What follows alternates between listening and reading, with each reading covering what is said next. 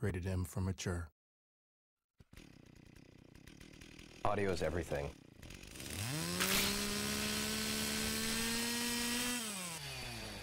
The sound of Gears 2 is crunchy. In one word, I'd say meaty.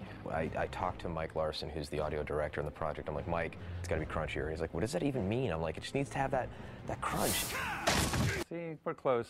He likes crunchy, I like meaty. I think being meaty and crunchy is really the same idea of really pushing the sounds, to their ultimate potential. It's like the world. It's heavy. It's grounded. It's substantial. You can't have thick characters, big monsters, heavy environments, grounded environments, and have tinny, light sounds. They have to carry their own weight as well. It needs to hit. It needs to have punch. And it needs to just deliver and solidify what the entire experience is. For Gears of War 2, we ended up re-recording almost all of the audio. I think about 85% of the audio is new. We recorded all new weapons, all new ambience, all new voiceover, and all new music. The Lancer sound effect is new, it's punchier. The Hammerburst has an all-new sound.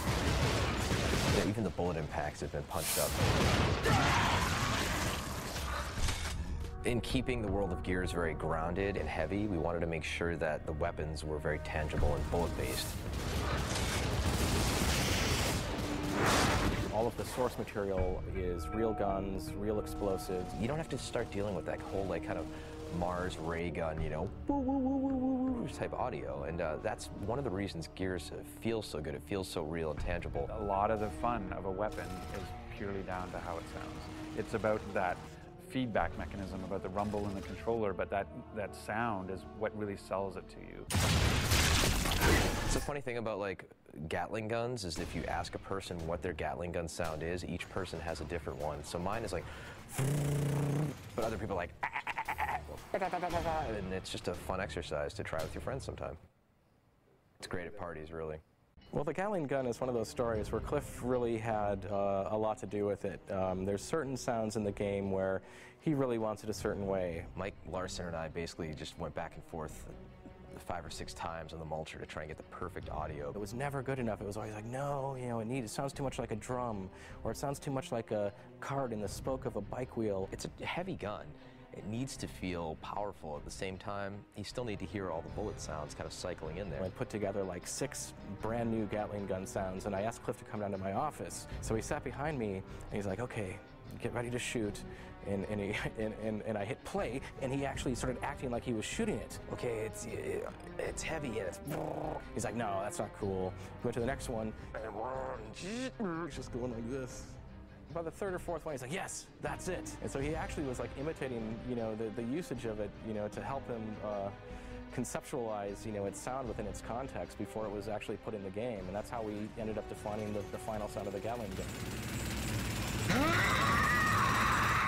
Oh, yeah, baby! This train runs on time! I love the voiceover recording process. It's one of the things that I feel kind of privileged that, as a producer, not a lot of producers get to do that. Oh, yeah. Fried grubs. The Locusts are actually voiced by, normal, regular voice actors, and they do really great monster voices. But what's amazing to me is that they have almost complete control over their phlegm in their throat. In addition to the vocal tonality, there's... it's really both disgusting and yet intriguing because the director can actually say, yeah, I just need a little bit more phlegm or a little less phlegm, and they can do this really strange, they just bring it out of nowhere and do this amazing stuff that basically sounds really cool. You don't even need processing, but when you're done, you pretty well want to throw up. Yeah! Yes, Gears is a brutal kind of, dark experience, but there's also a lot of heart that's there, and I think it comes through in the music. When you have a theme like Hope Runs Deep, you definitely are trying to incorporate that into the music and trying to have that sort of, it can't be depressing, it has to have its upbeat, patriotic moments, it's sort of, driving battle tracks and those sorts of things. So you definitely want to have that carry you through, that you feel like you're fighting the good fight and that you want the music to bring you along on that trip.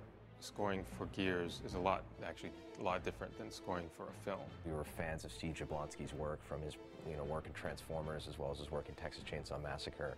and he's a very prolific A-list Hollywood musician. The score for Gears of War 2 is cinematic in respect of the instrumentation I chose to use. You can do effects with the orchestra where you can't tell, is that an orchestra or what is that? You know, depending on where the string players place their bows on the strings, or you can just have them, you know, they don't like to do this because it ruins their instrument, but you can have them banging on their instruments, making cool noises. There's that whole factor when you get goosebumps that you can't force, you can't fake it. And once we had acquired some of the early tracks from Steve Jablonsky, I put it in my little memory card, I put it in my car, I was driving home one day, you know, and wonderful afternoon, top down, game's looking great, feeling good, and the music started building to a crescendo. And I looked down at my arm and I actually caught myself getting goosebumps. And I swear to God, you can't fake that, you can't force that.